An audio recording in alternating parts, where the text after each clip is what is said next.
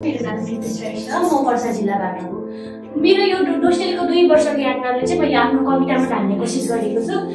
कविताको शीर्षक रहेको छ डोस्टेलका यी 2 वर्ष।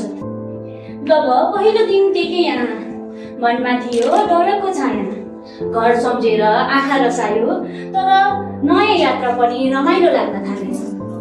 साथी सबै नयाँ थिए, तर केही दिनमै आफ्ना भए। सँगै बसेर खायो खाना, दुःख सुख साट्न थाल्यो नाना। हामीले यहाँ धेरै सिक्यौं, पढाइ मात्र होइन जीवन बुझ्यौं। आफै भाँडा माझ्नु पर्थ्यो, आफै कपडा धुनु पर्थ्यो, सफा गर्ने बानी बसाल्यो, सजिलो जिन्दगी कसरी बनाउने सिक्यो। कहिले पढाइ, कहिले खेल, कहिले रमाइलो, कहिले मेल। दाइ दिदीले सिकाउनु भयो, गल्ती गरे सम्झाउनु भयो, तर मनमा छ उहाँहरूको सम्मान।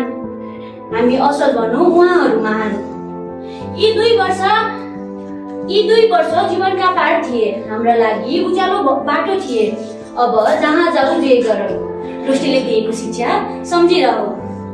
बिबीको यात्रा यहीबाट अघि बढाउन चाहन्छु, नयाँ बाटो यही ठाउँबाट हिँड्न चाहन्छु।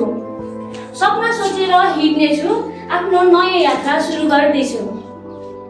गाह्रो आए डराउँदिन, सफलता खोज्न हडबडाउँदिन। हिम्मत जुटाएर अघि बढ्नेछु, आफ्नो लक्ष्य अवश्य पूरा गर्नेछु।